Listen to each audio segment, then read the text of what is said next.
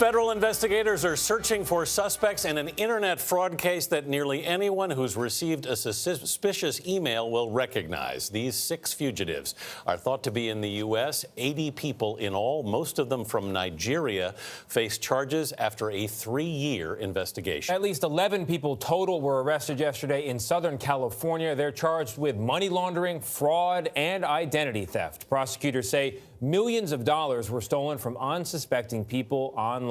Jamie Yukas is tracking the investigation. Jamie, these scammers have become much more sophisticated in recent years. Who are the targets of this alleged scam? Well, prosecutors say the defendants preyed on everyone, from people looking for romance to businesses and the elderly. The investigation began in 2016 with a single bank account and 1 victim. It grew to include dozens of victims in the U.S. and around the world, some who lost hundreds of thousands of dollars.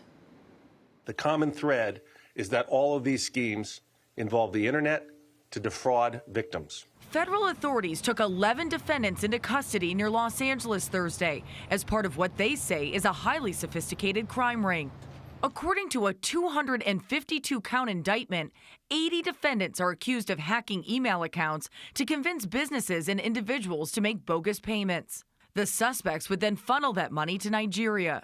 The money launderers routinely went as far as registering fictitious business names with LA County so they could open bank accounts in the fictitious business names. Prosecutors say the alleged thieves stole $6 million and tried to make off with another $40 million. The suspects also allegedly used online romance scams, similar to the one that Debbie Montgomery Johnson fell victim to in 2010. I talked to him a few times. We messaged every day.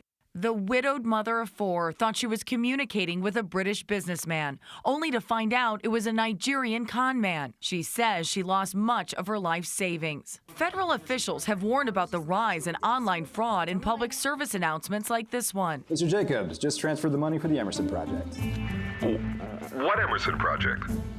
Don't be that guy. Their hope now is this latest bust will send a strong message to criminals thinking of preying on innocent people. This case is part of our ongoing efforts to protect Americans from fraudulent schemes. If convicted, all the defendants could face decades in prison. In the days ahead, federal authorities will be working with their foreign counterparts in 9 countries to apprehend nearly 60 additional suspects, Tony. Jamie, back here in this country, what should people look out for to avoid getting scammed like this?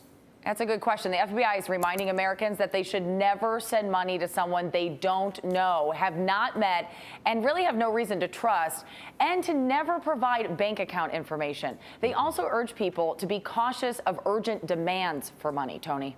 Thanks. That's scary stuff. Thank you, Jamie.